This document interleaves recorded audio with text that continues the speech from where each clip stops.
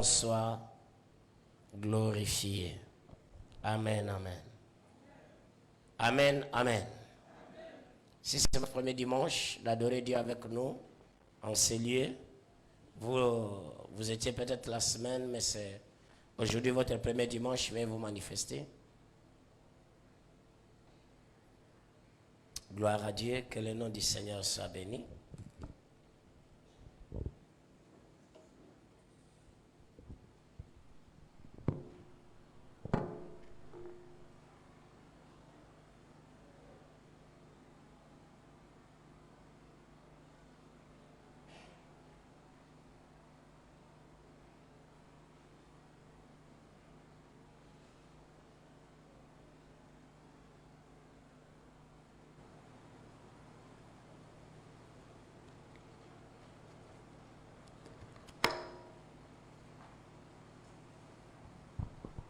Que le Seigneur soit béni.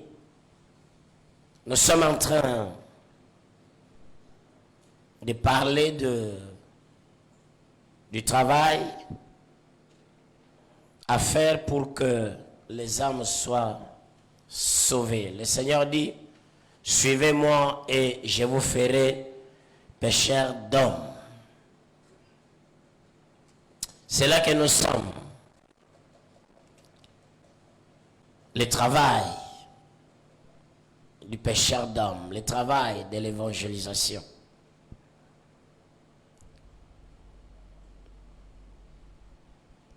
Le dimanche passé, nous avons mis dans une parenthèse la question du rôle du Saint-Esprit dans le travail de l'évangélisation. Parenthèse parce qu'on va y revenir incessamment. Cette parenthèse s'est justifiée par le fait que nous étions en train de regarder dans la parole de Dieu le devoir que nous avons d'abord nous-mêmes d'être des hommes et des femmes de foi pour annoncer l'évangile avec foi et assurance. La Bible dit lorsque on maltraitait les apôtres, ceux qui les maltraitaient étaient étonnés de leur assurance. Combien ils avaient l'assurance de ce qu'ils faisaient et disaient. La Bible dit, voyant cette assurance qui était en eux, on se demandait, mais c'est des hommes, des peuples sans instruction. Mais qu'ils parlaient avec assurance. Quand nous lisons Paul, qui s'adressait aux Éphésiens, chapitre 6, versets 18 à 19, il demande la prière de l'Église, il dit, priez pour moi pour que, quand il me sera donné d'ouvrir ma bouche pour annoncer l'évangile, que j'en parle avec assurance. L'assurance. C'est là où nous disons qu'il faut être un homme, une femme de foi lorsque on accepte d'annoncer l'évangile. Parce que annoncer l'évangile de Christ n'est autre chose que témoigner de notre foi en Christ aux autres. Nous annonçons la foi. Nous proclamons la foi. Quand nous évangélisons, nous sommes en train de proclamer la foi. Nous sommes en train d'annoncer la foi en Christ. Nous sommes en train d'appeler les gens à croire au Seigneur, à s'attacher à lui obéir. Pas autre chose que ça. Alors celui qui annonce la foi en Christ doit être lui-même un homme et une femme de foi. Doit être un homme et une femme qui a la pleine confiance au Seigneur. Sinon, on ne comprend plus de quoi il est question dans ton annonce, dans ton message. Comment tu enseignes aux gens les choses auxquelles tu ne crois pas? Comment tu amènes les gens vers un Dieu en qui toi-même tu n'as pas confiance?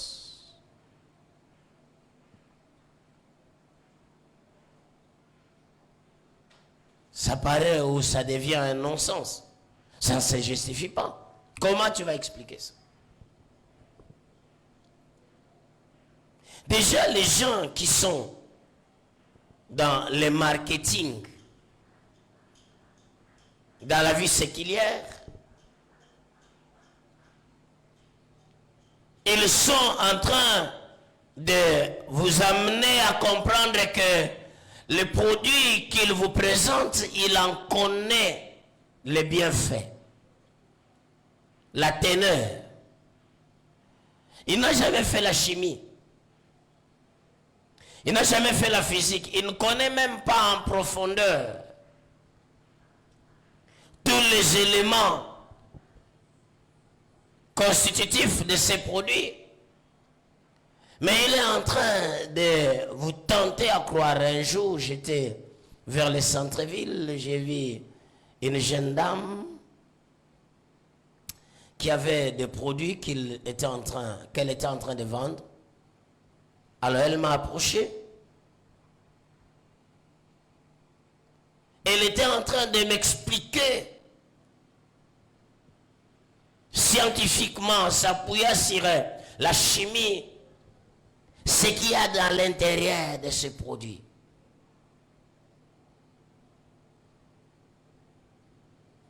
Sans qu'elle soit chimiste elle-même. J'ai posé la question, tu as fait la chimie? Oh non. Elle dit, mais non, bon, je connais ces produits. Elle parle avec assurance. Pour amener quelqu'un à savoir que je ne te raconte pas des hallucinations, je sais de quoi je parle. C'est pourquoi Paul lui-même pouvait dire, je sais en qui j'écris.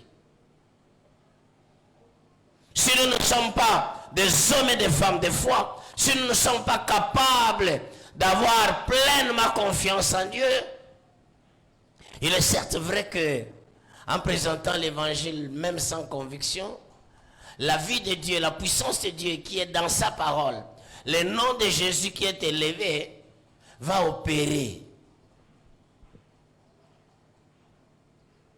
Mais nous-mêmes, nous risquons de ne pas vivre les bénéfices de l'évangile que nous prêchons.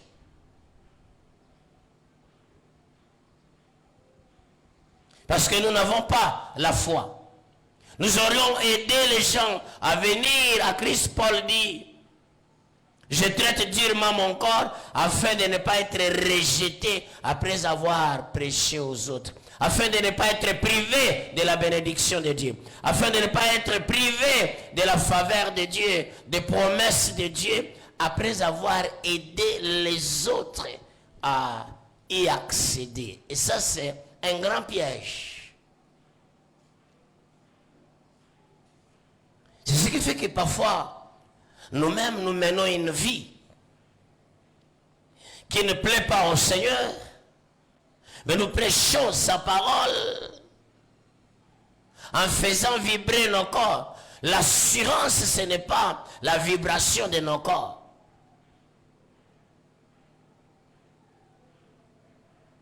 Nous devons alors apporter aux gens un évangile qui a façonné notre vie. Partager aux autres les vérités de la Bible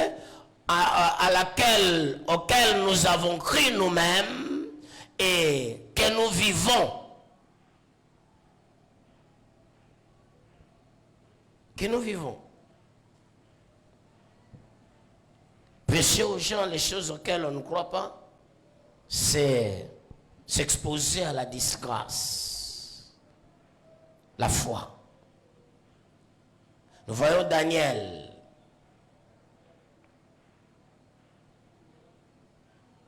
Cet homme a annoncé, fait connaître au roi qu'il n'adorerait pas la statue. Et le roi lui pose la question, bon, mais ton sort sera comment, parce qu'il n'y aura pas un Dieu qui te délivrerait de ma main. Il dit, nous n'avons même pas besoin de te répondre là-dessus. Notre Dieu en nous nous délivrera. Et il ajoute, même s'il ne nous délivre pas, nous, on n'adorera pas ta statue. C'est-à-dire que je suis pleinement attaché à Dieu que je ne peux pas l'abandonner pour quelque raison que ce soit. Je sais qu'il peut tout et j'attends tout de lui.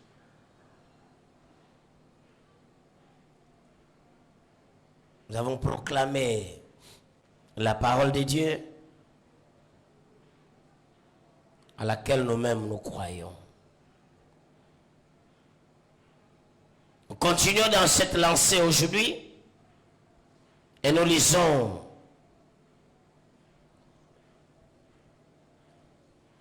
un texte un peu long. Je suis dans 2 Rois chapitre 18, pardon.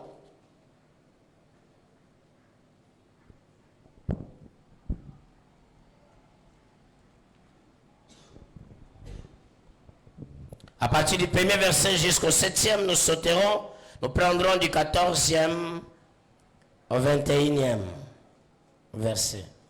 2 Rois 18. Voici ce que la Bible dit. La 3e année d'Osée, fils d'Éla, roi d'Israël, Ézéchias, fils d'Akaz, roi de Juda, régnant. Il avait 25 ans lorsqu'il devint roi, et il régna 29 ans à Jérusalem. Sa mère s'appelait Abi, fille de Zacharie. Il fit ce qui est droit aux yeux de l'Éternel entièrement comme avait fait David son père. Il fit disparaître les hauts lieux, brisa les statues, abattit les idoles et mit en pièces le serpent d'airain que Moïse avait fait. Car les enfants d'Israël avaient jusqu'alors brûlé des parfums devant lui. On l'appelait Neostan. Il mit sa confiance en l'Éternel, le Dieu d'Israël, et parmi tous les rois de Juda qui vinrent après lui, ou qui le précédèrent, il n'y en eut point de semblable à lui. Il fit attaché à l'Éternel et ne se détourna point de lui. Et il observa les commandements que l'Éternel avait prescrits à Moïse. Et l'Éternel fit avec Ézéchias qui réussit dans toutes ses entreprises. Il se révolta contre le roi d'Assyrie et ne lui fit plus assujetti. Il battit les Philistins jusqu'à Gaza et ravagea leur territoire depuis le tour de garde jusqu'aux villes fortes. Verset 14. Prenons à partir du verset 13. La 14e année du roi Ézéchias, Sanchérib, roi d'Assyrie, monta contre toutes les villes fortes de Juda et s'en empara. Ézéchias, roi de Juda, envoya dire au roi d'Assyrie, à Lachis, j'ai commis une faute, éloigne-toi de moi. Ce que tu m'imposeras, je le supporterai. Et le roi d'Assyrie imposa à Ézéchias, roi de Juda, 300 talents d'argent et 30 talents d'or. Ézéchias donna tout l'argent qui se trouvait. Le roi d'Assyrie envoya des Lachish à Jérusalem vers le roi d'Ézéchias, Tartan, Saris et Rabshakeh, avec une puissante armée. Ils montèrent et ils arrivèrent à Jérusalem. Lorsqu'ils firent monter et arriver, ils s'arrêtèrent à l'aqueduc de l'étang supérieur sur le chemin du champ de Foulon.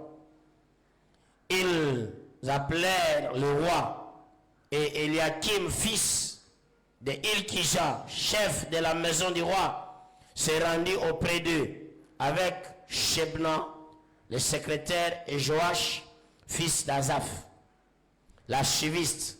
Rabshakeh leur dit, dites à Ézéchias, ainsi parle le grand roi, le roi d'Assyrie, quelle est cette confiance sur laquelle tu t'appuies? Tu as dit, il faut pour la guerre de la prudence et de la force, mais ce ne sont que des paroles en l'air. En qui donc as-tu placé ta confiance pour t'être révolté contre moi? Voici, tu l'as placé dans l'Égypte, tu as pris pour soutien ce roseau cassé qui pénètre et perce la main de quiconque s'appuie dessus. Tel est Pharaon, roi d'Égypte, pour tous ceux qui se confient en lui. Quand je regarde ce texte, j'essaie de méditer là-dessus, je me pose un certain nombre de questions sur l'authenticité de la foi, de la confiance que Ézéchias avait placée en l'Éternel. La Bible dit, quand il est devenu roi, il s'est empressé à faire ce qui plaît à l'Éternel. Renverser les idoles, les hauts lieux, les statuettes. Remettre la vraie adoration, ramener le peuple à l'obéissance à la parole de Dieu. S'inclinant soi-même devant la sainteté et la grandeur de Dieu. Une très bonne chose.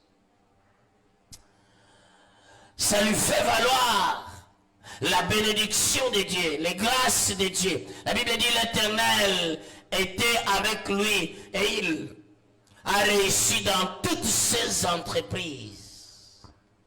C'est merveilleux lorsque celui qui est au sommet, jusqu'à ce niveau, doit réussir dans toutes ses entreprises, quand on sait que en réalité ce qu'il entreprend, il le ferait pour le bien-être collectif, il travaillerait pour le relèvement, le développement de la communauté dont il est le principal berger. C'est intéressant. Parce que lorsque celui qui conduit les autres trempe dans les péchés, ceux qu'ils conduisent en paieront les frais. Un père de famille, une mère de famille, un responsable dans une quelconque structure, entité dans la maison de Dieu, qui prend plaisir au péché, il doit savoir qu'il amène l'infection dans la communauté qu'il dirige. Il faut le savoir. Tu ouvres les portes à l'ennemi qui va faire des dégâts sur ceux qui devraient se couvrir sous l'ombre de la bénédiction de Dieu qui est sur toi. Il y a des choses qu'on ne fait pas lorsqu'on a la charge de la vie des autres. Revenons à Ézéchias. La Bible dit, il a placé sa confiance en l'Éternel. La Bible ajoute que ceux qui étaient avant lui, même ceux qui l'ont succédé, il n'y en a pas de satrape. Le niveau de la confiance qu'il avait envers Dieu a attiré l'attention d'une multitude.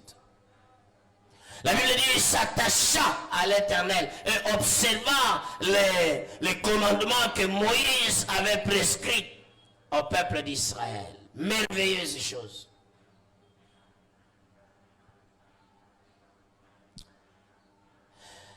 Il avait une pleine confiance au Seigneur de telle sorte qu'il a décidé même de s'émanciper de l'emprise du roi d'Assyrie. Ça, c'est ce que la Bible est en train de dire pour étayer le niveau de la confiance qu'il avait envers le Seigneur.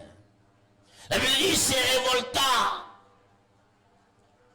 Sa confiance en Dieu l'a amené à se révolter contre toutes sortes d'asservissements. Et ça, c'est bon, parce que nous devons apprendre à vivre la liberté en Christ qui n'est pas le libertinage. La liberté en Christ, c'est le fait d'obéir à la parole de Dieu en toute liberté, sans pouvoir que les gens diront, qu'est-ce que les gens penseront, est-ce qu'on va me comprendre, est-ce que ça ne va pas me créer des problèmes. Mais si ta foi en Christ attire des problèmes, tu n'auras pas péché. Penses-tu que le péché dans lequel nous nous trempons ne nous attire pas de problèmes?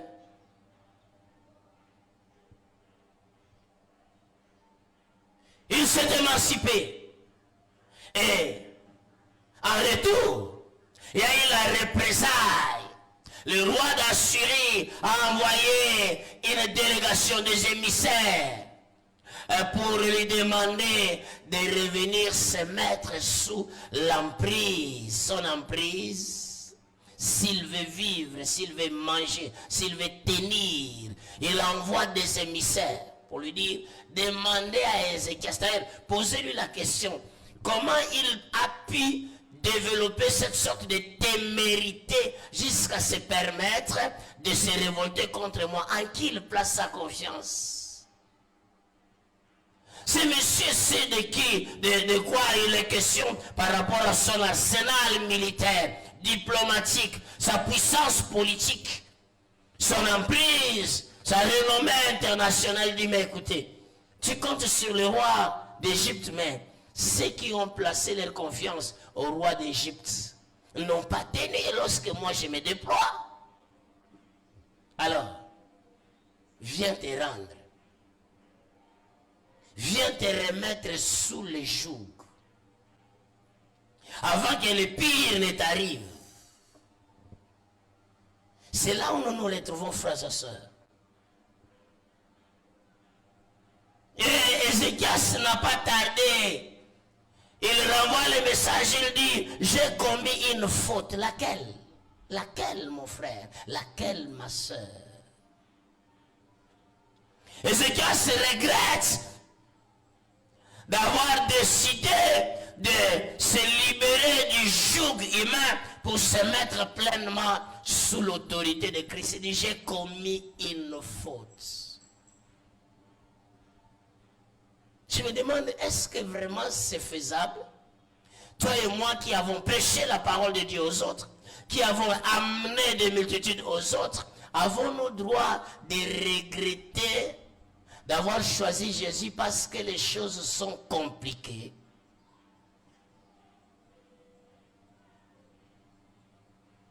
C'est le scénario dans lequel nous nous retrouvons toujours. On décide de donner sa vie à Jésus. On décide de marcher avec l'Éternel. On décide de craindre Dieu. Quand la situation devient compliquée, on a hâte à se rétracter. Rentrer dans la vie ancienne. Rentrer dans la vie de l'impudicité. Rentrer dans la vie des mensonges. Rentrer dans la vie du péché. Parce qu'au moins, dans cette vie-là, on trouvait quand même un peu de quoi vivre. On reprend les mensonges parce que, en fait, ça nous préservait quand même de beaucoup de maux.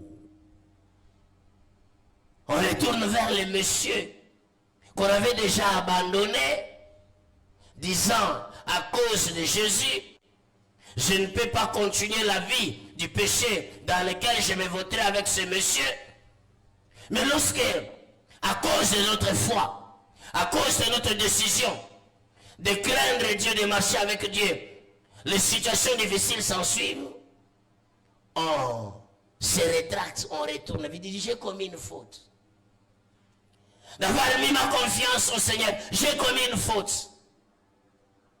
Et il va plus loin pour se mettre à l'abri des représailles. Oh Seigneur, pardonne-nous. Il va même prendre de l'or dans la maison de l'Éternel, de l'or dans la maison de Dieu. Il va même détacher les lampes d'or qu'il avait mis en place pour orner la maison de Dieu. Joignons ce que nous pardon, tikanga kimia. Ah, ça c'est terrible, chers frères et sœurs. Jusqu'à ce niveau-là. Combien n'ont pas regretté de s'être dépouillés de leur dîme, de leur argent pour donner la dîme? Combien n'ont pas regretté de je n'allais pas m'investir dans cette église comme je l'ai fait? Combien? J'ai mis beaucoup d'argent ici dans cette œuvre. On ne peut pas me traiter comme ça. Je ne pouvais pas donner autant d'argent dans l'œuvre, dans cette œuvre. Je ne pouvais pas transpirer autant dans cette œuvre. Moi, regretter le sacrifice que j'ai consenti pour bâtir la maison de Dieu. Alors que quand je le consentais, je disais glorifier Dieu et le regretter après. Que le Seigneur me pardonne. Regretter d'avoir abandonné la vie du péché. Regretter d'avoir consenti d'énormes sacrifices. Dormi dehors après autant d'années. Alors, dites-nous, tu servais Dieu pour des petits calculs. Comme les petits calculs n'ont pas tenu, alors je regrette. Cette église a grandi, mais c'est nous. Les foules que vous voyez là, mais c'est nous. Aujourd'hui, on donne des titres. Dans l'église, si titre il y a des promotions à d'autres personnes. Je regrette de m'être investi jusqu'à ce niveau dans l'œuvre de Dieu. D'ailleurs, je commence même à disperser les gens que j'ai amenés à l'église. Les disperser pour que la maison de Dieu chute. Ça, c'est ce que Ézéchias est en train de faire. Pour sa propre sécurité. Pour son propre bonheur. Il déplume la maison de Dieu. Que le Seigneur nous pardonne. Moi d'abord. Il nous arrive de regretter tous les bienfaits qu'on avait fait à quelqu'un parce qu'en retour, il ne nous a pas rendu la sincère. Frères et sœurs, lorsque nous faisons des biens aux gens, attendons la récompense de Dieu. Lorsque nous servons dans la maison de Dieu, lorsque nous bâtissons dans la maison de Dieu, lorsque nous donnons, nous ne donnons pas pour que ceux qui reçoivent nous traitent, je ne sais comment, nous donnons parce que nous savons obéir à Dieu. C'est à cause du Seigneur. Je suis en train d'accomplir la volonté de Dieu. Je suis en train de souffrir pour Dieu et je sais que Dieu tiendra compte de mes sacrifices. Même si les hommes oublient tout ce que nous avons fait pour eux, mais Dieu n'oubliera jamais. Les hommes du monde même disent qu'un bienfait n'est jamais perdu. Jamais. Moi, j'ai déjà vu des gens qui regrettent de ce qu'ils ont fait autant d'années dans une église.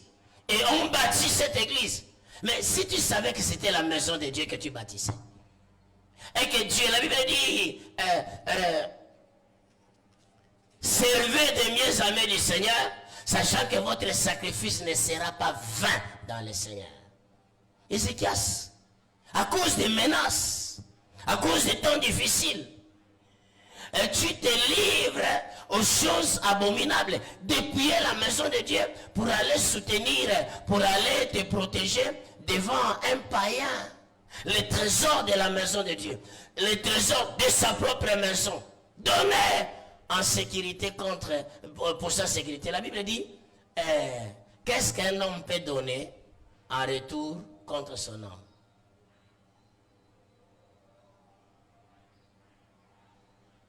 Quelqu'un me dit là, pasteur, la détresse était forte, on comprend. Il ne faut pas être compréhensif envers les péchés. Devant les péchés, on regrette. Oui, c'est ton droit de comprendre, mais moi je regarde aussi l'attitude de notre croyant. Je regarde Josaphat, 2 Chroniques chapitre 20, versets 1 à 12. Je vois un autre loi comme lui, dans des situations similaires, devant une agression, une incursion, des menaces. La Bible dit une multitude nombreuse s'avançait contre Juda. Venir pour les déprimer, récupérer tout, l'assiéger. Quand je regarde la confiance que Ézéchias avait envers Dieu, entre guillemets confiance, et celle que Josaphat avait envers Dieu, j'ai dit il y a de quoi réfléchir. La Bible dit Josaphat, dans sa frayeur, se prédisposa à chercher l'Éternel. La frayeur, la menace, l'attaque, l'adversité était pour Josaphat une occasion de plus d'accroître sa confiance au Seigneur, de renforcer son attachement à Dieu plutôt que de le défaire.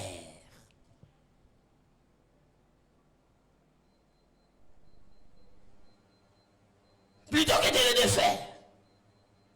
Combien ce matin quand je parle là, ça remonte encore dans mon cœur. Combien de sœurs ce matin, combien de frères ce matin, autrefois zélés pour Dieu, autrefois assidus dans l'église, autrefois assidus dans les services. Aujourd'hui, à la minute où nous parlons, et vous qui êtes en face de moi en présentiel, et ceux qui nous suivent au loin, combien d'entre nous aujourd'hui n'ont pas rétropédalé? Combien encore garder leur zèle de façon constante? Combien leur zèle? Souvent nous les enfants de Dieu, quand nous disons de gloire en gloire, ça dit que de l'argent en l'argent, de promotion en promotion, mais pas de consécration en consécration. De gloire en gloire, ce n'est pas seulement de l'argent en l'argent, de promotion en promotion, de voyage en voyage, mais c'est aussi et surtout et d'abord de consécration en consécration. Chaque jour qui passe, de nouvelles décisions que je prends pour plaire à Dieu, je renforce ma relation avec Dieu. Il y en a encore. Ce matin, il y en a combien n'ont pas relâché. Ils avaient la communion fraternelle. Ils étaient attachés à l'église. Ils aimaient l'église. Ils servaient le Seigneur. Ils aimaient l'église. Ils aimaient les autres. Ils vivaient ensemble avec eux. À l'occasion de rien. C'était même pas que ils connaissaient ou elles connaissaient des moments très difficiles, non. Simplement parce qu'on l'a critiqué quelque part. Il a débrayé. Ce n'est pas impossible qu'il en ait ce matin au milieu de nous. Et ce n'est pas impossible que moi qui vous parle là, que je sois le premier à avoir débrayé, à avoir relâché, à avoir rétropédalé. On s'est refroidi dans son amour pour le Seigneur. On s'est refroidi dans son zèle pour l'œuvre de Dieu. Combien ce matin peuvent dire qu'ils gardent encore la constance dans leur foi d'autrefois. La constance dans leur attachement à l'église. La constance dans leur attachement aux autres, la communion fraternelle. La constance dans leur attachement à leur pasteur. Combien peuvent dire ça? Peuvent devant Dieu l'avouer ce matin. Ézéchias l'a relâché. Ce qu'il confessait autrefois, sa confession autrefois, il l'a abandonné. Relâché, débrayé, au point où les gens constatent même que celui-ci et celle-là, mais autrefois ils étaient attachés, qu'est-ce qui se passe? Combien de fois on suit les gens à la maison, et des gens qui étaient enthousiasmés au début de l'église, attachés, vous les suivez à la maison, ils sont en train de vous faire un réquisitoire même, un réquisitoire, il y a un ministère public. il y a parquet. Attendez-lui en autant, tant. Tout ce qu'il reproche est à Dieu, et à l'église, et au pasteur, et aux frères et sœurs. Tout. Il vous en fait même tout un syllabus. La réalité, c'est que on n'a plus confiance au Seigneur. On trouve ce que vous aimez appeler des boucs émissaires. Vous qui aimez parler français. Des boucs émissaires. Josaphat, lui, de son côté, tout tourbillonnait, tout tournait mal. L'adversité était intense. Pour lui, c'était l'occasion d'accroître la confiance au Seigneur. Pour lui, c'était l'occasion de s'attacher davantage à la parole de Dieu. Josaphat. L'assurance.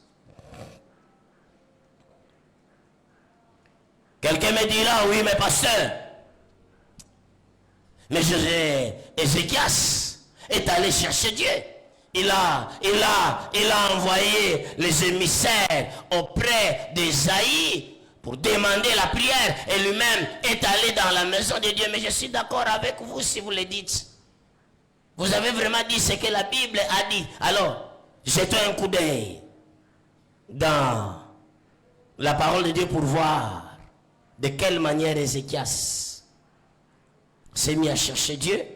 Et nous allons tenter de le comparer avec la façon dont Ésaïe et Josaphat cherchaient Dieu dans les mêmes circonstances. 2 Rois chapitre 19, verset 1er. Lorsque le roi Ézéchias y entendu cela, il déchira ses vêtements, se couvrit d'un sac et alla dans la maison de l'Éternel. Il envoya Eliakim, chef de la maison du roi, Shebna, le secrétaire et le plus ancien des sacrificateurs, couvert de sacs, vers Ésaïe le prophète, fils d'Amoth, et il lui dit, ainsi parle Ézéchias, ce jour est un jour d'angoisse, de châtiment et d'opprobre, car les enfants sont prêts de sortir du sein maternel et il n'y a point de force pour l'enfantement. Verset 4, c'est là, le nez.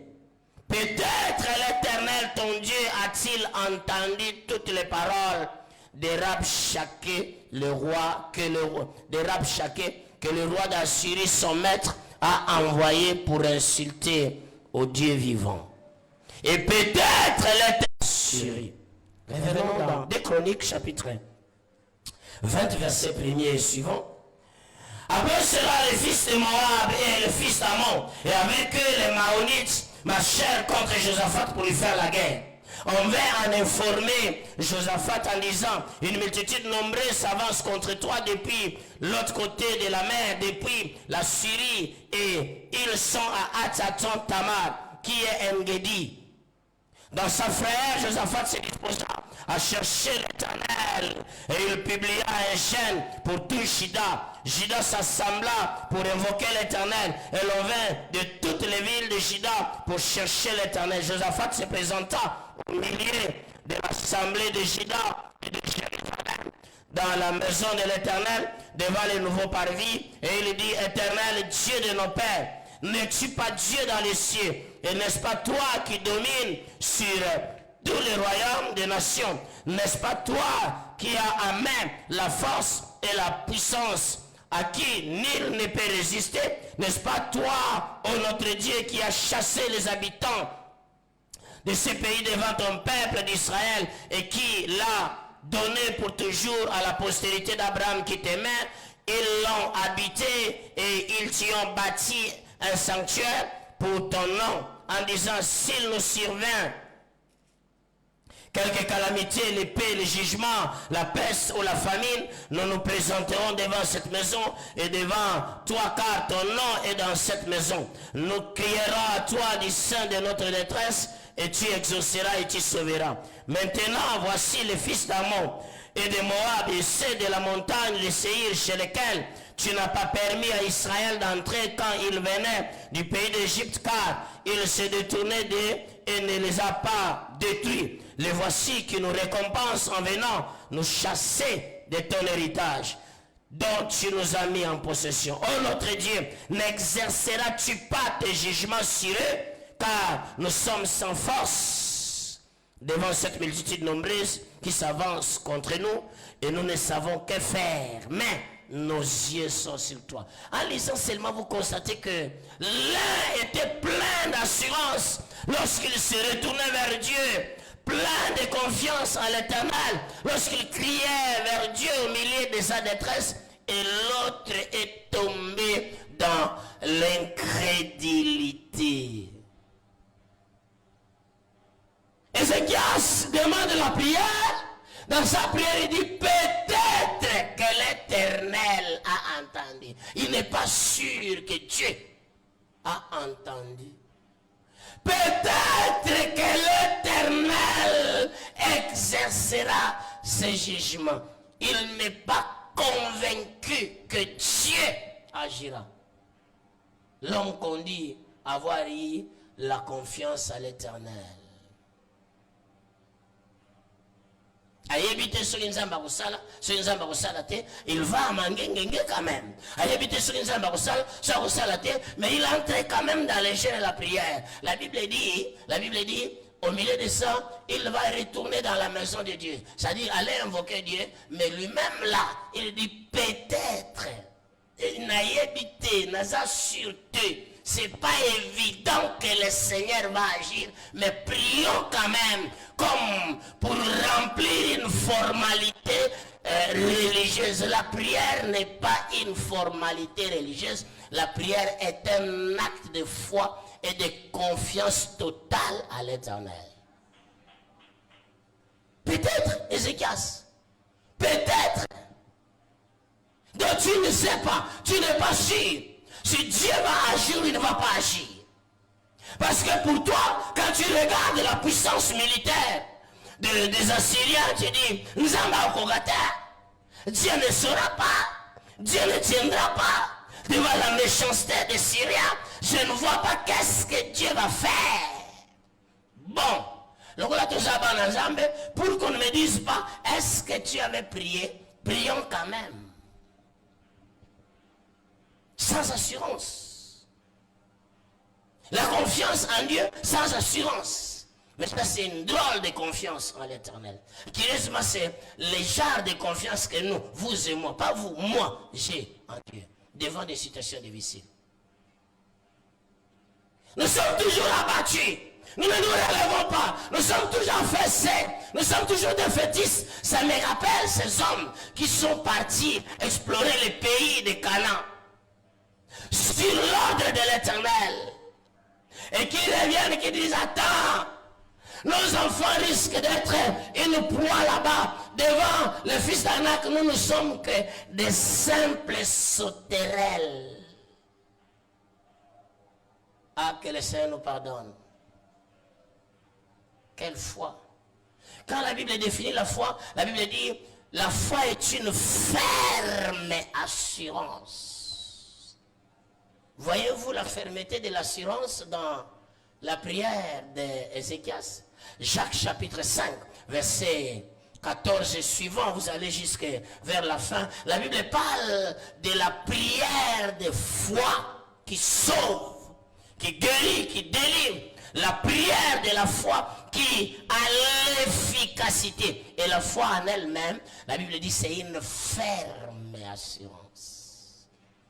Tu as encore cette fermeté dans ton assurance, dans ta marche avec Dieu, dans ton attachement à Dieu, ou le culte devient seulement une formalité religieuse que tu viens remplir. Sinon, on va me poser la question, ah, ok, église, t'es.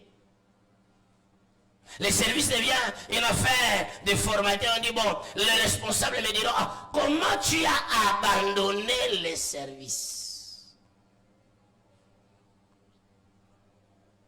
L'exaucement, le secours de Dieu, nous l'obtenons à partir de la conviction qui se déploie dans nos cœurs. Dieu n'exauce pas les lèvres, Dieu exauce les cœurs qui cherchent sa face. L'assurance. D'où doit venir l'assurance qui sert de soubassement à cette confiance que nous devons avoir en Dieu? Bien-aimés dans le Seigneur, si nous ne voulons pas un jour faillir aussi dans notre foi, voici 5 choses qui doivent sous-tendre notre foi, qui doivent servir de soubassement, de source d'assurance. Sinon, ça ne sera pas la foi, ça sera de la témérité. La première des choses, lorsque tu seras en train de proclamer ta foi, la première des choses qui sert de source de ton assurance, c'est l'œuvre de la croix. Pourquoi tu es sûr que ce que tu dis là va s'accomplir? Tu tires l'assurance d'où? Il faut dire à ton cœur que je tire mon assurance dans l'œuvre que Christ a réalisée à la croix. J'aime bien la Bible. Job chapitre 19 verset 25. Job dit, mon Rédempteur est vivant, il se lèvera le dernier sur la terre. Au milieu de situations inhumaines, effroyables, dans une destruction continue, sa femme lui pose la question, Monsieur Job, ça fait beaucoup d'années que je marche avec toi. Je t'ai vu comment tu aimes le Seigneur. Je t'ai vu comment tu sers le Seigneur. Je t'ai vu comment tu te sacrifies pour le Seigneur. Mais avec tout ce que nous sommes en train de connaître, coup sur coup de connaître, coup sur coup toute notre richesse par terre, vas-tu encore garder ton intégrité? Ses amis viennent lui dire, mais monsieur, bon Zambé, j'imagine probablement on lui proposerait d'aller voir un peu cette maman-là qui donne de l'eau seulement. Et il ne donne pas des choses graves, de l'eau seulement. Regarde, c'est ton voisin avait un problème. Il est allé là-bas, on lui a donné seulement un petit fil là à mettre, pas même mettre sur les doigts, aller mettre à la maison. La situation s'est normalisée. J'imagine, la Bible n'en parle pas, mais j'imagine. Ce serait toi et moi ici au Congo. On nous proposerait tout pour nous détourner de Dieu. Sa femme, au moins, ça la Bible qui dit, la femme a été directe, sans débat. Maudit Dieu et mère. Qu'on mette fin à cette souffrance. Mais la réponse de Job dit, mon Rédempteur est vivant. Il se lèvera le derrière. Toi et moi, nous avons pour Rédempteur Jésus-Christ. Il est vivant. C'est là où nous tirons l'assurance de notre foi. Il est allé à la croix, il est venu dans la tombe, il est ressuscité de la tombe, il vit à jamais. Je me souviens de l'œuvre qu'il a réalisée à la croix et je tiens bon parce qu'à la croix, il a dit, tout est accompli. Ce que je suis, c'est le produit de l'œuvre de la croix. Et donc, ce qui a été fait à la croix, j'en bénéficierai. L'œuvre de la croix. Notre assurance vient de là. Christ n'est pas mort en vain. La Bible dit ils l'ont vaincu à cause du sang de l'agneau et des paroles de leur témoignage. Notre victoire vient de l'œuvre de la croix. Notre réussite a été accomplie à la croix. Notre percée, notre salut réalisé à la croix. Et alors, je ne peux pas abandonner comme si personne n'était pas mort à la croix pour moi. Les rédempteurs, l'œuvre de la rédemption, l'œuvre que Christ a réalisée à la croix, c'est là le socle de notre foi, de notre confiance en Dieu. Et c'est ton cas. Vous savez, il y a des gens qui sont à l'église, qui ne croient même pas en Jésus-Christ. Il y a des gens qui sont à l'église, qui n'ont jamais donné leur vie à Jésus, mais ils comptent quand même sur Dieu. Si tu es là ce matin, l'occasion pour toi de donner ta vie à Jésus, d'accepter Jésus comme Seigneur et Sauveur. Il y en a qui ne sont pas prêts à donner leur vie à Jésus parce qu'ils savent que si je donne ma vie à Jésus, ça veut dire que je vais abandonner tout ce que je menais comme vie, que je savais déjà être contraire à la parole de Dieu et qui est le moyen de servir pour moi. Alors, il ajourne la décision à prendre. Combien de personnes ont déjà entendu l'évangile et ils disent, bon, on va voir ça demain. Demain t'appartient. Oh, merci maman. Togotalango lobby. Bozonga mbalasima. Demain t'appartient. Tu gères la journée de demain. Tu sais ce qui peut t'arriver dans les minutes qui suivent. Deuxième source de l'assurance du croyant. Socle de notre foi, c'est la parole de Dieu. Actes chapitre 27, verset 24 et suivant. Voici ce que la Bible dit.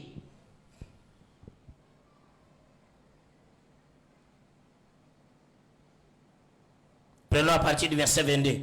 Maintenant, je vous exhorte à prendre courage, car aucun de vous ne périra, et il n'y aura de perte que celle du navire.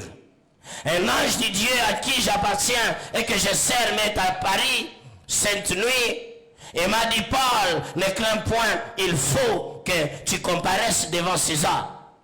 Et voici, Dieu t'a donné tout ce qui navigue avec toi. C'est pourquoi, ô âme, rassurez-vous, car j'ai cette confiance en Dieu, qu'il en sera comme il m'a été dit. Comme il m'a été dit. J'ai en Dieu cette assurance, cette confiance, qu'il en sera comme il m'a été dit. L'assurance, Paul, tu le tiens d'où? Tu ne connais rien sur la navigation. Le navire, ce n'est pas que le navire va bientôt chavirer. Paul, le navire a déjà chaviré et nous sommes en train de passer les dernières minutes sur la terre. Au regard du contexte dans lequel nous nous retrouvons, il n'y a rien qui peut nous faire croire qu'on aura de secours. Ça fait plus de 14 jours. Là où nous sommes, il n'y a aucun moyen de sauvetage. Le vent est en train de s'intensifier. Paul, tu prends le courage de venir nous dire que personne ne périra. Paul, tu tires. Moi, je pense qu'on pouvait considérer comme c'était des simples hallucinations. Paul, Paul, tu parles sur base de quoi? J'imagine les commandants du bateau, les experts en la matière de navigation qui étaient dans ce navire avec lui, qui se moquaient de ce monsieur, soi-disant pasteur, qui nous a brûlé les oreilles ici avec son Jésus, son Jésus, son Jésus. Et le Jésus en question où nous sommes en train de chavirer comme ces gens-là qui disaient à Jésus, ne t'inquiète pas que nous périssons. Jésus leur pose la question, qui vous a dit que vous périssez? Parfois nous croyons seulement au mensonge du diable qui remplissent nos pensées. Paul dit, il n'y aura pas naufrage, personne ne mourra. Monsieur, tu tires la silence d'où? Pour nous raconter des choses. Il dit, j'ai en Dieu cette confiance qu'il en sera comme il m'a été dit. Paul fonde sa foi sur la parole de Dieu. Il était sûr, convaincu que la parole de Dieu est la vérité et la parole de Dieu ne faillira pas. Il est oui et amen.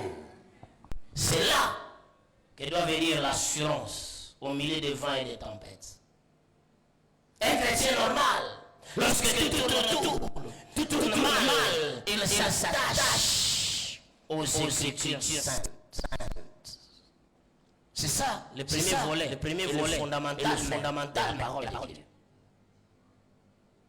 La Bible déclare, tout tourne mal, rien ne marche, tout est noir autour de toi, le mal s'intensifie. Un chrétien véritable qui dit avoir confiance au Seigneur s'attache à la parole de Dieu. Reste ses deux pieds fermes dans la parole de Dieu. Ne bouge ni à gauche ni à droite. Il est là dans la parole de Dieu. C'est ton cas?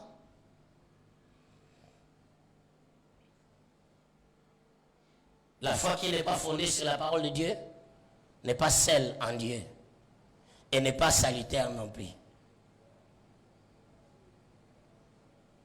La parole de Dieu, ce n'est pas seulement l'écriture sainte. La parole de Dieu, c'est aussi ce que Dieu nous a dit surnaturellement, que nous avons reçu surnaturellement par le Saint-Esprit. Un songe, une vision, que sais-je moi.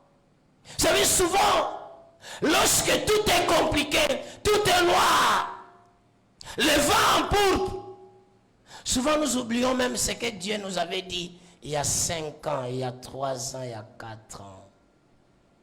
Le diable nous aide à tout remettre en cause. Combien, ce matin, tel que je parle là, n'ont pas dans leur carnet les ainsi dit l'Éternel? Combien? Combien ce matin peuvent me dire, pasteur, moi dans mon carnet en tout cas, depuis que je suis chrétien, il n'y a rien que j'ai écrit quelque part, être venu de Dieu. Ça peut être au sujet des problèmes de maternité que tu as. Ça peut être au sujet des combats que tu as dans ton foyer. Ça peut être au sujet de la maladie qui est en train de terrasser. Ça peut être au sujet de ton avenir, du comportement de tes enfants. Ça peut être au sujet de tout ce que tu as comme projet. Dieu t'avait déjà dit, Dieu t'avait déjà parlé. Il y a ce que tu avais reçu toi-même de Dieu. Tu t'es approché de Dieu, tu as eu de l'assurance que c'est Dieu qui t'a parlé, comme Jérémie disait, j'ai reconnu que c'est l'Éternel qui m'a parlé. Chacun de nous ce matin, sinon la plupart ont l'ainsi dit l'Éternel caché quelque part. Mais à cause du vent que tu es en train de connaître, à cause de la tempête que tu es en train de connaître, tu as tout perdu, tu as tout lâché, tu ne crois même plus, tu as tout remis en cause, tu as perdu de vie, alors que ce serait ça qui devrait te ramener devant Dieu. Seigneur, tu as parlé. Seigneur, tu m'as dit. Seigneur, tu n'es pas un homme pour mentir. Tu as dit, je vais essayer ma parole pour l'accomplir. Nous perdons confiance à la parole de Dieu quand le vent tourne en poupe et nous disons avoir foi au Seigneur. Paradoxe. Troisième chose,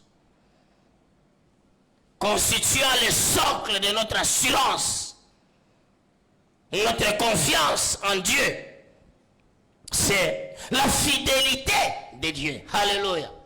La fidélité de Dieu. Quand vous lisez la Bible, moult fois, la Bible parle de la fidélité de Dieu.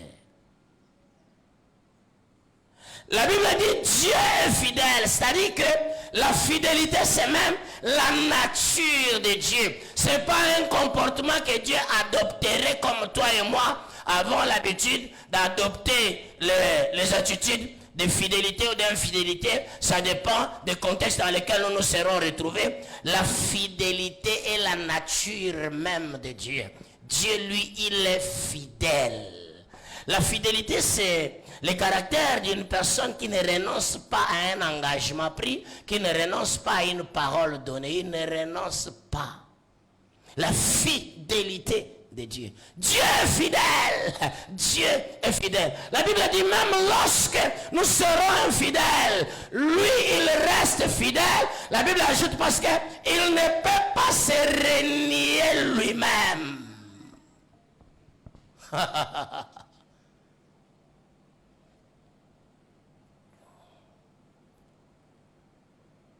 Nombre chapitre 23, verset 19, la Bible dit, Dieu n'est pas un homme pour mentir, ni un fils de l'homme pour se repentir. Dieu n'est pas un homme pour mentir. Les vents, les tempêtes, les situations difficiles que nous pouvons connaître n'amènera jamais Dieu à renoncer à ce qu'il avait déjà promis. L'infidélité de ton mari ne rendra jamais Dieu infidèle. L'infidélité de ta femme, de tes enfants, l'infidélité des hommes et des femmes qui t'ont promis autant de choses, leur incapacité, ta pauvreté, ma pauvreté, mes échecs en classe, la méchanceté de ceux qui nous entourent n'annihileront jamais la fidélité de Dieu. Rien ne rendra Dieu infidèle. Il est certes vrai que notre infidélité nous fera manquer de voir la fidélité de Dieu. Mais lui, il restera fidèle. Pourquoi tu es sûr? Qu'est-ce qui fournit l'assurance dans ton cœur? Mais c'est la fidélité de Dieu. Fidèle. Mon Jésus est fidèle. J'ai toujours des problèmes avec les musiciens parce que quand moi j'entends ce qui monte dans mon cœur et ils regardent l'art, est-ce que le pasteur a respecté les notes? Je n'en ai pas besoin. Je respecte la foi et non les notes. Mon Jésus est fidèle. Avec une voix rock, je confesse ma foi. Tu peux avoir ta belle foi, ta belle voix, mais tu n'as pas de foi. Il est fidèle, fidèle. Si ce n'était pas contre moi, ils exécuteraient quand même ces morceaux. Mais eux-mêmes ne croient pas à la fidélité de Dieu.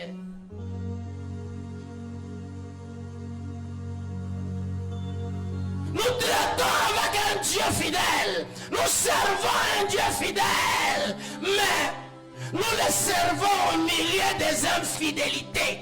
Nous sommes infidèles dans nos engagements. Nous sommes infidèles dans nos dîmes. Nous sommes infidèles dans le ministère. Nous sommes infidèles dans la marche avec Dieu. C'est parce que nous avons cumulé une bonne dose d'infidélité dans nos comportements, dans nos marches avec Dieu, et que nous pensons que notre infidélité rendra Dieu infidèle.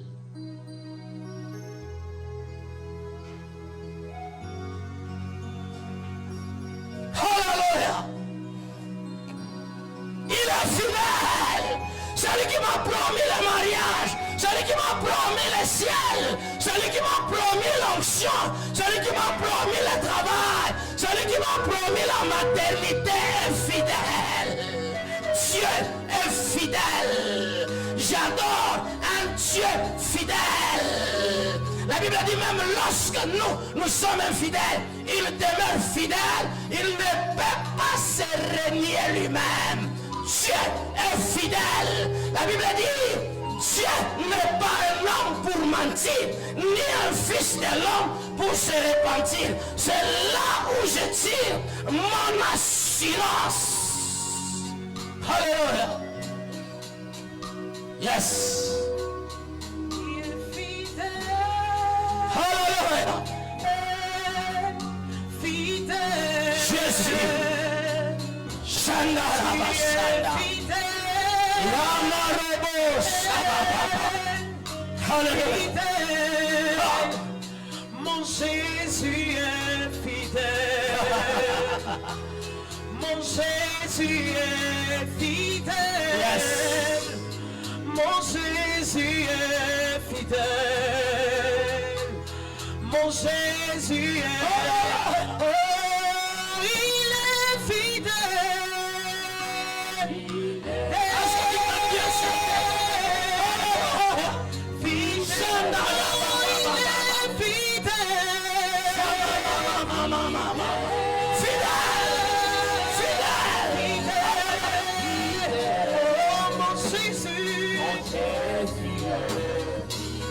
Oh, mon Jésus.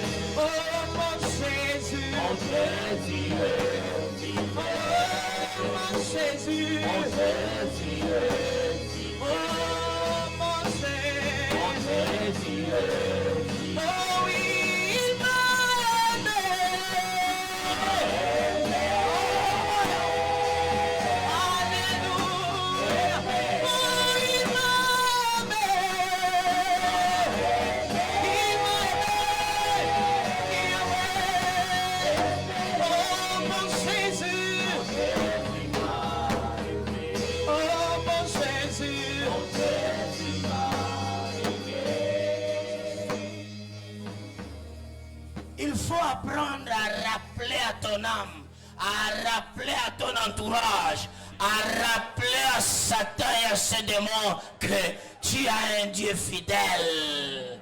Je compte sur la fidélité de Dieu. Je compte sur la fidélité de Dieu. Mon assurance vient de là. Mon assurance vient de là. Je sais qu'il m'a dit. La Bible dit, ce qu'il a dit, ne le fera-t-il pas? Ce qu'il a dit, ne le fera-t-il pas? Paul dit, j'ai en Dieu cette confiance qu'il en sera comme il m'a été dit, parce qu'il sait que Dieu ne peut jamais nier sa parole. Je vais lire ces versets. Nombre chapitre 23, verset 19 et suivant. Dieu n'est point un homme pour mentir, ni un fils d'homme pour se repentir. Ce qu'il a dit, ne le fera-t-il pas? Ce qu'il a déclaré, ne l'accomplira-t-il pas? Voilà pourquoi la Bible se complétant par elle-même, Habakkuk dit, c'est une prophétie dont le temps est déjà fixé. Elle marche vers son accomplissement. Et la Bible dit, si elle tarde, attends-le, parce qu'elle s'accomplira. Elle s'accomplira certainement. Tu es fidèle. Il est fidèle à sa parole. Il est fidèle et il ne se dédiera jamais. Voilà là où je fais asseoir mon assurance. Ça vient de là. Pourquoi je suis sûr? On te pose la question, es-tu sûr? Je suis sûr. Mais sur base de quoi? Dis-lui, sur base de la fidélité de Dieu. Alléluia. Quatrième chose. L'assurance vient de la puissance qu'il y a dans le nom de Jésus. Philippiens chapitre 2, verset 9 et suivant, la Bible dit que Dieu lui a donné le nom qui est au-dessus de tout nom. Et la Bible dit au nom de Jésus, tout genou fléchit et toute langue confesse. Le nom de Jésus est puissant. Le nom de Jésus est puissant. La puissance qui nous guérit se trouve dans le nom de Jésus. La puissance qui nous délivre se trouve dans le nom de Jésus. Il n'y a aucun nom au-dessus de tout nom. Voilà pourquoi la Bible dit, le nom de l'Éternel est une tour forte et le juste s'y réfugie. Je trouve mon exil dans le nom de Jésus. Au milieu des combats, au milieu de l'adversité, je suis sûr que le nom de Jésus ne faillira pas quand je l'invoque. La Bible dit, quiconque invoquera le nom de l'Éternel sera sauvé. Je n'ai pas n'importe quel nom. David devant Goliath a pris son assurance, a pris sa force. On dit à David, ça c'est le roi Saül qui lui dit, mais Goliath là c'est un homme de guerre depuis beaucoup de décennies. C'est un expert en la matière. Il a tous les moyens pour nous faire du mal. Toi là, aucune formation dans les académies militaires. Toi là, fraîchement sorti de la brousse. Bon, comme tu as quand même de la témérité, entre guillemets, comme tu as quand même de la témérité, nous ne pouvons pas te décourager. David disait que personne ne se décourage Un homme de foi ne cède jamais au découragement. Un homme de foi ne marche jamais avec ce qui le décourage. Un homme de foi espère contre toute espérance. Qu'il pleuve, qu'il neige, il sait que ça va se faire. Comment ça se fera, je ne sais pas. Mais je sais que ça va se faire. L'assurance, il est sur où David? David dit, eux, ils viennent contre nous avec des javelots, avec des lances, mais nous c'est au nom de l'Éternel. David s'appuie sur le nom de l'Éternel. L'assurance de David de vaincre Goliath, il le tirait dans la puissance qu'il savait être dans le nom du Seigneur.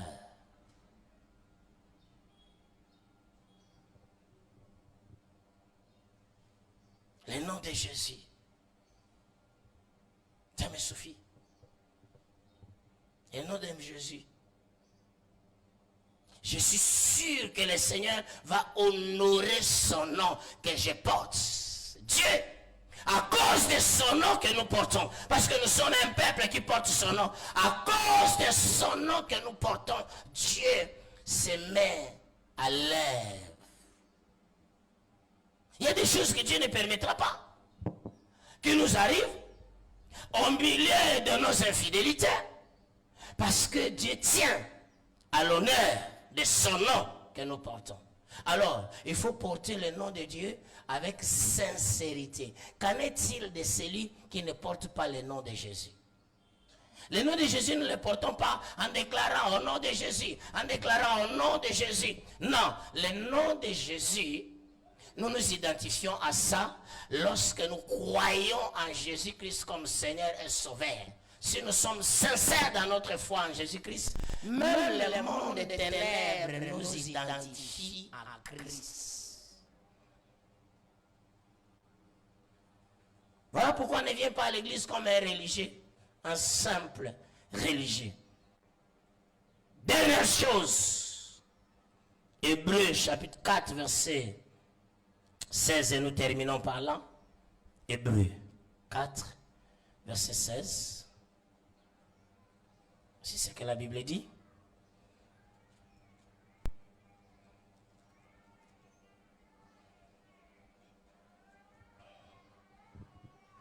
Approchons-nous donc avec assurance du trône de la grâce, afin d'obtenir miséricorde et de trouver grâce pour être secourus dans nos besoins. La miséricorde de Dieu. Vous savez, à un certain moment, le diable nous-mêmes, nous prenons conscience de comment nous avons offensé Dieu. Nous avons mal agi devant Dieu. Et nous sommes convaincus que pour avoir mené une vie de péché impinement, sans repentance, connaissant la justice de Dieu, nous ne méritons plus d'être appelés enfants de Dieu. Nous ne méritons même pas de nous approcher de Dieu. Vous savez, à un certain moment, la conscience nous accule du fait de nos péchés que nous décidons de ne plus prier. Parce que nous disons, mais est-ce qu'avec tout ce que j'ai fait, Dieu peut-il encore m'accepter? C'est là où nous perdons l'assurance. Même l'assurance d'être pardonné par Dieu, nous le perdons. Envahis par la culpabilité. Oui, le péché nous éloigne de Dieu. Oui, le péché nous sépare de Dieu. Oui, le péché nous met en disgrâce devant Dieu. Le péché ouvre la porte à l'ennemi. Et l'ennemi se donne le pouvoir de nous détruire sans le secours de Dieu. Parce que, quand nous péchons, nous avons abandonné Dieu. Parfois nous disons, oh Seigneur, tu m'as abandonné. Non, Dieu n'initie jamais de nous abandonner. C'est plutôt nous qui prenons plaisir au péché, abandonnons l'Éternel. Et quand nous abandonnons l'Éternel, le diable nous récupère et nous sommes. Mais au milieu de tout ça, il faut croire à la miséricorde de Dieu.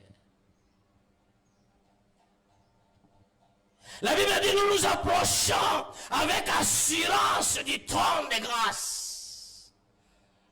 Sûr que nous trouverons secours dans nos besoins. Sûr, je suis sûr que je trouverai secours quand je m'approche de Dieu dans la prière, alors que je sais que la vie que j'ai menée depuis toujours n'est pas une vie qui plaît à Dieu, mais qu'est-ce qui peut me donner encore? L'assurance que Dieu peut me pardonner, l'assurance que Dieu peut me bénir, l'assurance que Dieu peut m'accepter, c'est sa miséricorde.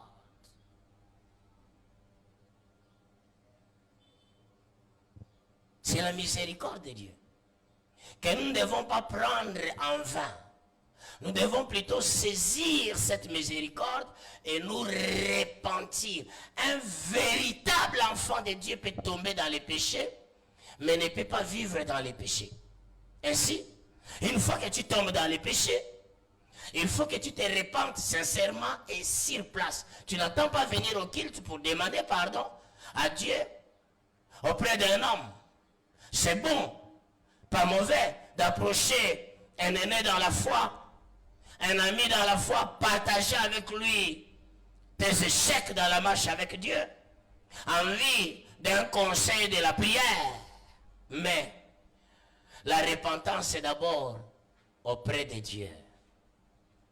C'est la sincérité d'un cœur qui regrette d'avoir offensé Dieu et qui décide de se détourner de la mauvaise vie. Le problème avec nous, c'est que nous sommes persévérants dans les péchés. Tu arrives à l'église, on prêche, on prêche, on prêche, on dénonce, on prêche, on dénonce. D'ailleurs, au contraire, lorsque le pasteur est en train de dénoncer le péché et que tu te retrouves là, tu te dissocies, tu décides même de quitter l'église. Tu t'énerves contre le pasteur. Tu dis, écoute, il vient parler de mes choses devant l'estrade. Là, il faut se repentir. Tu te rebelles. Là, il faut demander pardon. Le péché que tu auras commis en cachette en réalité n'est pas caché. En réalité, ce péché n'est pas caché. Pourquoi? La Bible dit que nous sommes environnés d'un si grand nombre de témoins. Parce qu'il y a un endroit où tu es allé te retrouver en train de pécher et que Dieu ne peut pas arriver. La première personne qui sait que tu avais péché, c'est toi-même. Tu es au courant. Tu peux même te défendre devant les gens. Dire, oh non, moi je ne connais pas. Les gens même peuvent te disculper. Dire, non, Azanen a raison. Oh non, oh non, on peut même t'exempter, mais ta conscience ne t'exemptera pas si tu avais péché. Ta conscience va te mordre. Tu ne peux pas tromper ta conscience. Alors, deuxième chose, c'est Dieu. Ou irai-je loin de ton esprit, ou me cacherai-je loin de ta face. Dans ta douche, Dieu te voit. Dans la chambre d'hôtel où tu es avec un monsieur ou une dame qui ne t'appartient pas, Dieu te voit. Quand tu détournes les chiffres au travail, tu es en train de tripoter avec des chiffres, même s'il n'y a pas de caméra, mais Dieu te voit. De quoi tu parles, ma soeur? De quoi tu parles, mon frère? Alors, au lieu de se repentir et obtenir la miséricorde de Dieu, tu t'entêtes, tu crées même un groupe à l'église, tu dis, mais nous sommes passés à Zaoloba, on dit, Nayebaki, Tangwa Bandi, à côté phrase à Liboso, Yami Balé, je me suis dit, il n'y a rien de bon dans ce qu'il dit. Il n'y a rien d'inspiré dans ce qu'il dit. Ce qu'il dit là, c'est ce qu'il a entendu. Les gens sont venus lui raconter, lui rapporter les choses qu'il a dites. Mais attendez, chers amis, je termine par là. Ce que nous oublions, c'est que quand nous prêchons la parole, ou quand on prêche la parole, il y a ce qu'on a entendu, les témoignages qu'on a reçus, peut nous servir pour enseigner la parole. Attendez, je vois Paul, loin de l'église. Il dit, On entend généralement dire. Il ne dit pas j'étais là, moi j'ai vu. Il ne dit pas le Saint-Esprit m'a dit. Il dit on entend généralement dire. Et sur base de ça, il propose des résolutions fortes. Qu'un tel homme soit livré à Satan. Paul, tu as des preuves? Paul dit je n'ai pas de preuves, mais j'ai entendu. On est venu me parler. Il dit les gens de la maison de Chloé m'ont dit.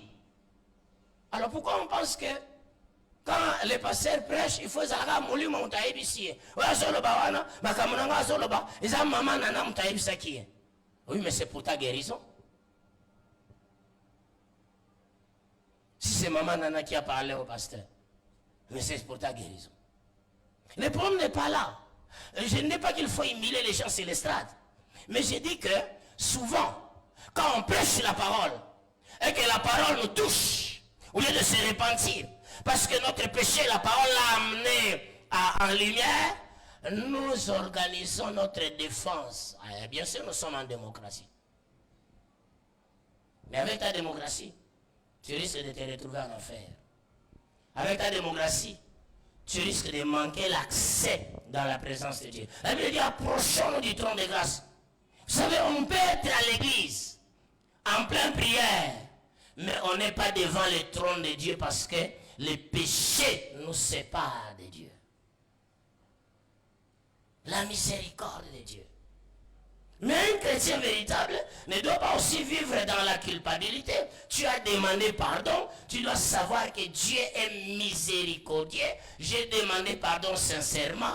Il me pardonne même si les gens continuent à te tenir rigueur. Mais tu as réglé l'affaire dans ta relation avec Dieu. Vous savez, l'apôtre Paul était connu pour son mal, pour son zèle dans le mal, dans la persécution de l'église.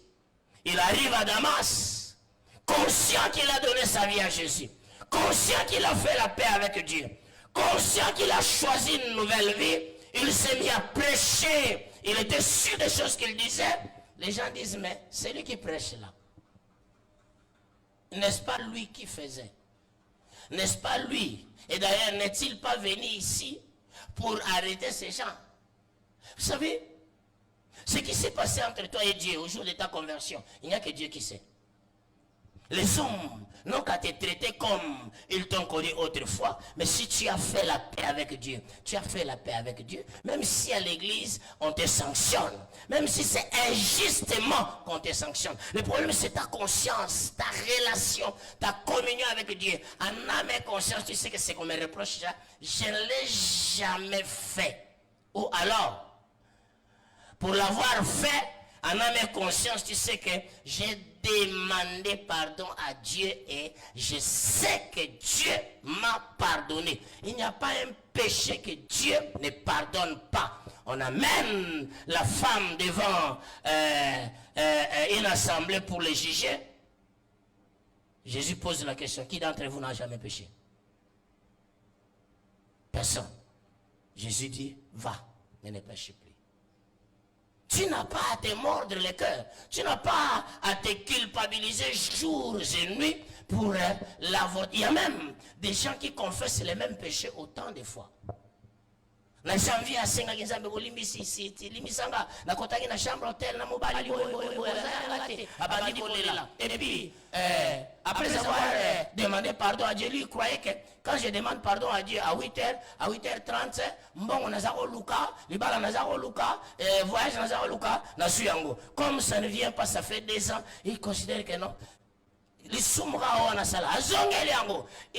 demande pardon à Dieu pour les mêmes péchés 15 fois par jour.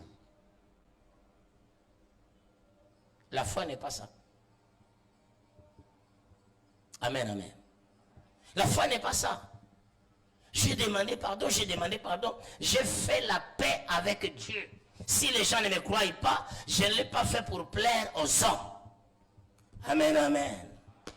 La miséricorde de Dieu qui s'obtient par la repentance, et une repentance sincère, et nous donne de nous approcher du trône de Dieu avec assurance. Ma soeur, mon frère, peu importe ce que tu avais commis, je ne sais pas depuis quelle année tu as commis quel péché, Si tu te répands ou si tu t'es déjà repenti, sache que Dieu ne te tient plus rigueur. Approche-toi de Dieu avec assurance. Il est certes vrai que Dieu peut pardonner les péchés et les effets du péché perdurent encore. Tu as commis l'adultère, tu as eu un enfant dans l'adultère, tu demandes pardon à Dieu, Dieu va pardonner ses péchés, mais cet enfant sera quand même un fardeau pour toi si tu entres dans un nouveau mariage. Le pardon, tu l'as eu. Tu étais brigand, voleur, on t'a blessé, on t'a amputé la main, tu demandes pardon à Dieu, Dieu pardonne, mais la cicatrice va rester. Dieu pardonne les péchés immédiatement lorsque on s'est repenti sincèrement, mais les effets du péché peuvent perdurer. Et c'est ce qui fait que progressivement, marchant avec Dieu, nous voyons une nouvelle vague de la grâce s'installer dans notre vie.